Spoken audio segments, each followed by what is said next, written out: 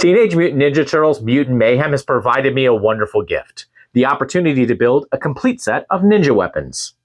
My goal is to create nunchucks, sai, katana, and a bow staff that look as accurate to the movie as possible, including their effectiveness against watermelons. But before we start destroying fruit, we need to build these props, so let's dive into the build.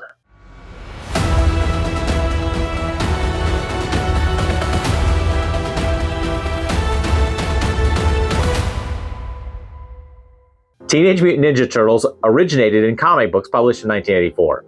Their popularity has launched multiple TV series, numerous toy lines, and several movies.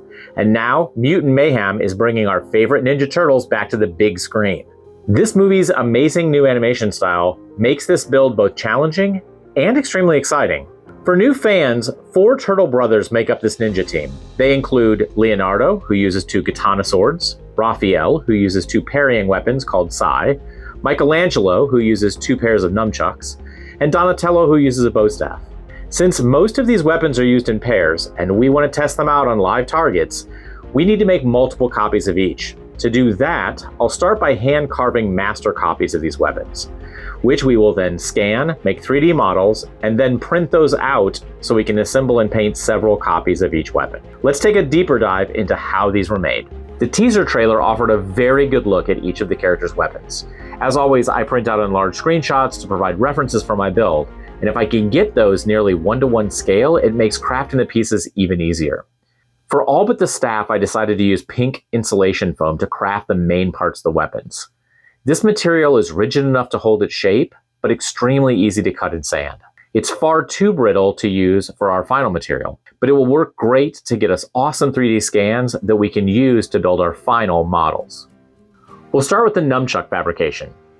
The 2 handles are almost identical, so we only need to build one of these, and then we'll use that model for all 4 handles, 2 per nunchuck. From the reference screen grabs, they definitely appear to be asymmetrical and very organic or handcrafted. I started my construction of this handle by cutting out the rough shapes of the handle pieces, then filing and sanding each of the pieces to make them match the reference pics. I then glued the individual pieces together using CA glue to ensure a strong hold for the 3D model scan. As I started to glue the pieces, I used a level to ensure that the top and the bottom of the handles were aligned correctly. Each of the links I fabricated out of pink foam, and at a very increased scale. That makes it much easier to build. To do that, I first blew up my reference frames from the trailer to the same scale as what I wanted to build. I then cut out the rough shapes of the links with my bandsaw and the inside of the links with an X-Acto knife. To get the angled sides of the links, I first belt sanded the outside edges, then hand filed the inside edges to get the shapes I wanted. I also added some battle damage to match the reference photos, and finally I hit the whole thing with 200, 400, and 600 grit sandpaper to get the final pieces as smooth as possible. We've fabricated 3 oversized links that we're going to use to make a chain. We used references from screen grabs that I blew up very large. These particular links need to be 3D scanned and then in a 3D modeling program shrunk down to this size. This is the final print size that we want for our links. There are 9 links, so we'll need 3 of each of the pieces that we've created. We'll arrange them kind of randomly along that, pre-link them, print the entire thing out, and then we'll attach it to our handles. I also built a loop piece for the top of the handle, which connects the chain to the handles. I kept this separate from both the handle and the chain so it could be easier to assemble the final printed and painted pieces. After building all the pink foam parts, I had them all 3D scanned. This process creates a 3D model of the sculpts I built. The hand scanner actually projects a tight grid onto the shape, with multiple cameras reading and evaluating to determine the shape of the object it's looking at. The software then interprets this data and builds a 3D model.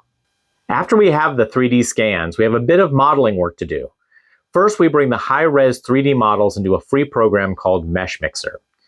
There we can close any gaps or seams in the model and clean up any rough places from the scanning. Then we bring those models into Blender, another free modeling program. In Blender, we can use their Decimate tool to reduce the poly count to something manageable for our final manipulation. Again, I use Tinkercad for the final assembly, and finishing touches to my 3D modeling process. Examples of the final assembly work would be our resizing of those nunchuck links, creating inset spaces in the handle for our connector loop that attaches the chain to the handle, and finally the assembly of the chain itself. In this case, I build into the model some support pieces that will allow the chain links to stay rigid, with each link separated in a way that makes painting it easier. Once the chain is painted, I can simply snip out those spacer pieces before assembling the weapon. With the nunchuck models in hand, or on file, it's off to the printers. As always, my good friend Chris Dotson helped me out with all the 3D printing and laser cutting. His collection of 3D printers can output all of the pieces we need in a fraction of the time that it would take me to print them on my desktop version. For the nunchuck pieces, Chris used a pair of Saturn II resin printers. It took about 6 hours to print each of the 4 handles and 2 hours for each of the chains. Once each of the handles were printed, I sand them and color matched them to reference photos. I opted for 2 different colors of orange so they look the most like the reference frames we had. Once we have the base color on these guys, we'll go ahead and do a little bit of distressing and shadowing on the pieces and then put them together. Finally, I had to add stickers, the same ones that Michelangelo used on his nunchucks. To create these, I had to leverage the few rough reference frames I had to build out the graphics that look similar to the on-screen props. I then printed them on glossy paper, cut them out, and glued them onto the handles. Between the complexity of the 3D models necessary, the sticker design work, and the overall number of pieces, the nunchucks were easily the hardest weapons to build.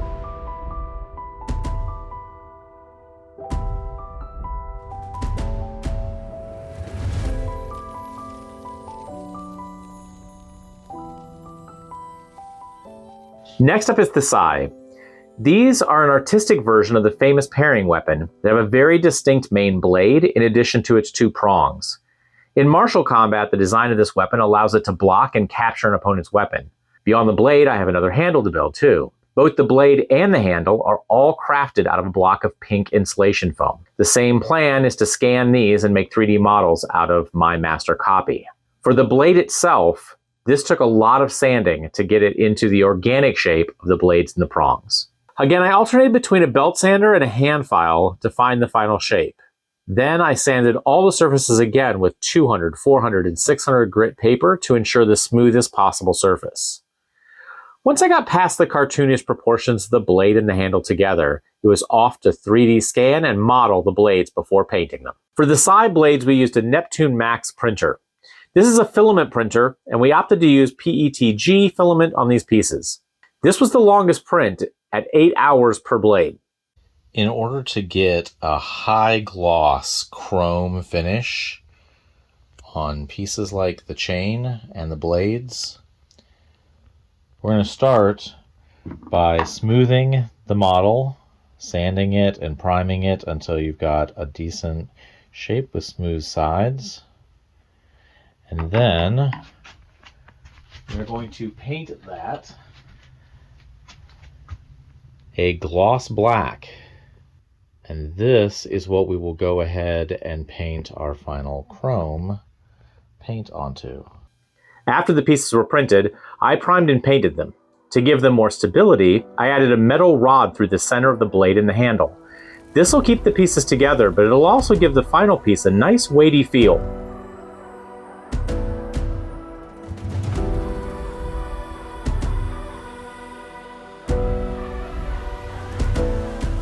The bow staff is the weapon we only need one of, so I'm going to build this as a one-off construction. And as this weapon needs to look like it's made of wood, I figured it'd be easiest to just build this as a woodworking project. The base of this will be a 6-foot curtain rod that I'll cut in half and then construct a connection system similar to what pool cues use. I'll need to craft the hand grip section, and that will take individual blocks that'll slide onto the staff. Once we have the main hole drilled through the block of wood, now we need to decide what shape this particular hand grip section is going to be. Since each of these is different, we can make them up almost freehand. They'll have to look different from each other anyway. So now that we have that shape, we'll go ahead and cut this out, sand it, and detail it. In some of the reference photos, we can see holes in the hand grip, part of the design of the woodwork there. So we're going to do the same thing for our sections. First, we're going to start by punching a hole in the center of one of the sides. That's pretty clean. It does not have to be centered because they're all over the place in the reference photos, but I'm going to clean it up a little bit with our Dremel. So now that we have our new hand grip section, we'll take one side of our bow staff, slide this on, and position it so it's slightly off from the rest of the pieces, matching our reference photos. And then we'll continue to do that for 2 more sections here, and then we'll do 5 on the other side. They'll join in the middle, and we'll be done with our hand grip. To make it easier to store, I've sliced the bow staff in 2 and then carved out a space at the end, buried a bolt and a nut, epoxied those in, and then these 2 halves will simply screw together. After completing the hand grips, I'll also need to carve out the lettering Donnie has on the staff. And finally, I'll need to Dremel some details into the end of the staff to make it match the reference footage. Once the construction is finished, the staff will need to be painted and detailed.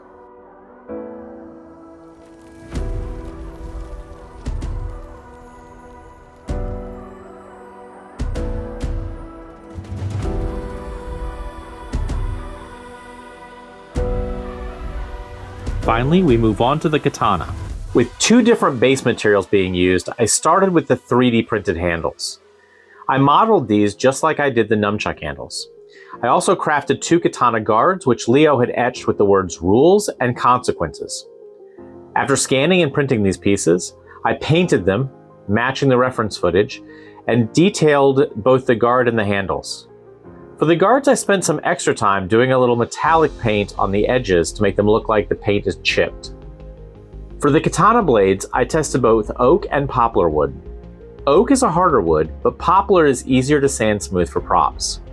I had the sword blade shapes laser cut into 1/4 inch panels of wood, and the blade groove laser etched into one side. After getting the blades laser cut, I had to finish cutting them out with my bandsaw, and then using my belt sander, I put a nice cutting edge on each.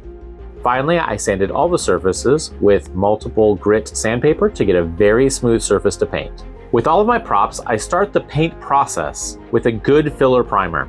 Putting this on in light, multiple coats makes for the best sandable surface possible. After getting a smooth, primed surface, I painted the blades chrome and fit them to the handles.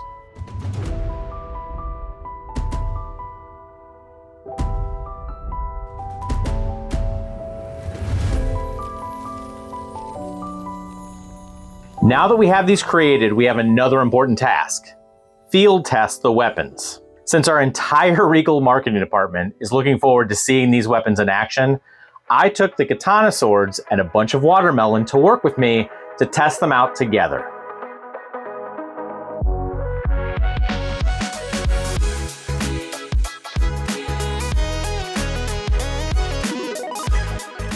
We're here at Regal's home office to test out our Teenage Mutant Ninja Turtle weapons. I brought our props. I've also built a custom 10-foot watermelon fishing pole that we're gonna go ahead and use to hang our watermelon on to do these tests. I've asked my coworkers and friends, Larry and Jeff, to hold the pole for me so I can go ahead and slice some fruit. Let's test these out.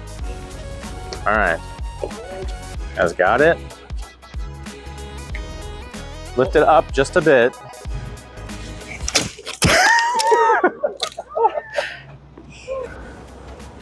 So that snapped our wooden blade in half when we went ahead and tried it against the watermelon. So we're gonna try it one more time to see if this might be just this one particular blade that was defective. Take 2, watermelon against my wooden prop. All right, chip the blade, we'll try it again.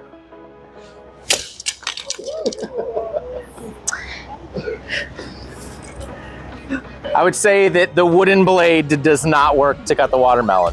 Now, luckily, while we have this hanging here, I have an upgraded prop I built because I really do want to slice these watermelons. So we're gonna go ahead and get out my steel blade version of the prop and try it on this watermelon. All right, we're gonna try the steel blade against the watermelon here. Take one. Try it one more time. All right, so we've got a second watermelon we're gonna test against the steel blade of the katana. Were you in the splash zone? Did you actually get splashed? Yeah, man. That is awesome. So we've tested out the steel blade and know it can cut through the watermelon. Now in the trailer, we want to replicate the scene where they're throwing the watermelon and we're slicing it midair. 3, 2, 1. Just like the Teenage Mutant Ninja Turtles, you can't do this alone. So I've got to let my friends that have helped me out take a swing at their own watermelon with the katana blade.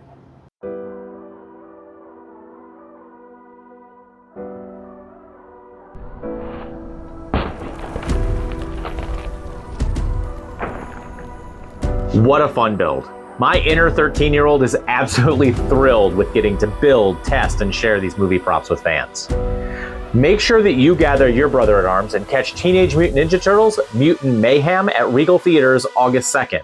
And if you want to craft your own set of these props, links to download the 3D models featured in this video can be found in the video description. Don't forget to like and share the video, and comment below on what movie props I should build next. I'll see you at the movies. You want the watermelon? All right, here you go. You got it? You might come down to this one. I'm short. You got it? Okay. Sensation I haven't felt before. Watermelon juice rolling into my armpit.